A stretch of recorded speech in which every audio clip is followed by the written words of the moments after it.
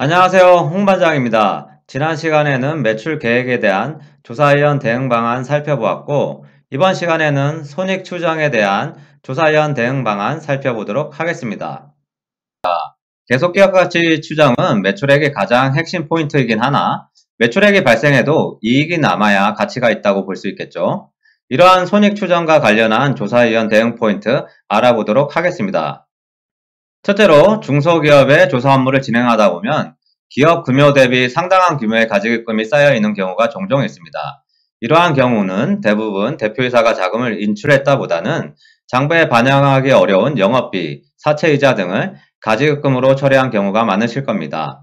가지급금은 장부상으로도 제대로 정리되지 않고 현금으로 인출하기 때문에 조사위원에게 자료 제시도 어렵고 행여나 대표이사에게 피해가 갈까봐 내역이 존재하지 않는다고 두리뭉실하게 대응하시는 경우가 많습니다. 이러한 경우 조사위원은 어떻게 조사보고서에 반영하게 될까요? 제가 조사위원인 경우 이슈 메모를 작성하여 재판부에 보고하고 조사보고서에 다음과 같이 반영하였습니다.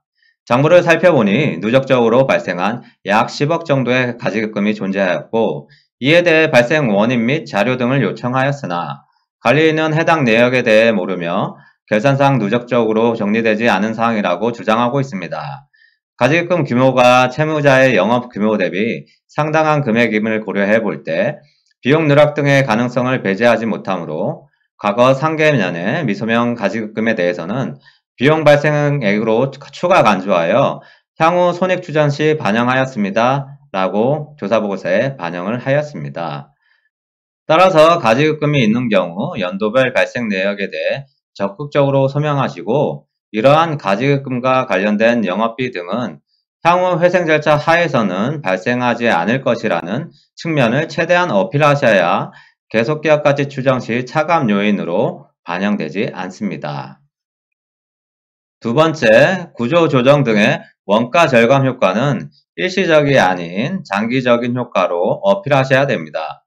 계속기업가치 산정을 위한 향후 손익의 추정은 M&A 등을 통한 경영진의 교체로 신규 매출차의 창출 또는 대규모 자금의 유입 등이 발생하여 미래의 영업 현금 흐름이 과거보다 크게 개선되지 않는 이상 과거 자료를 기초로 이루어져야 하며, 실무상 회생 계획 기간 10년이라는 장기간의 추정 시에는 일시적인 원재료 단가 하락 및 환율 증감 등의 효과를 상쇄하기 위해 평균적으로 과거 3개년의 손익 구조를 분석하여 추정하고 있습니다.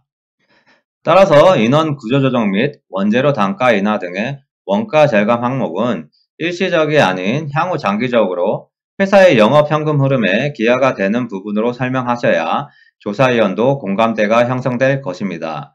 한편 지속적으로 적자가 지속되는 사업 부문은 과감히 정리하시길 권고드립니다. 이러한 사업 부문은 매출이 발생되더라도 적자 상태이기 때문에 계속기업 가치에 오히려 마이너스가 되므로 수익성 위주의 사업 재편이 필요합니다. 마지막으로 과거 발생한 원가 중 회생 절차 진행 등으로 발생하지 않은 항목과 적자 지속으로 구조조정 계획인 사업 부문에 대한 비용을 정리하여 조사위원에게 제시하시기 바랍니다.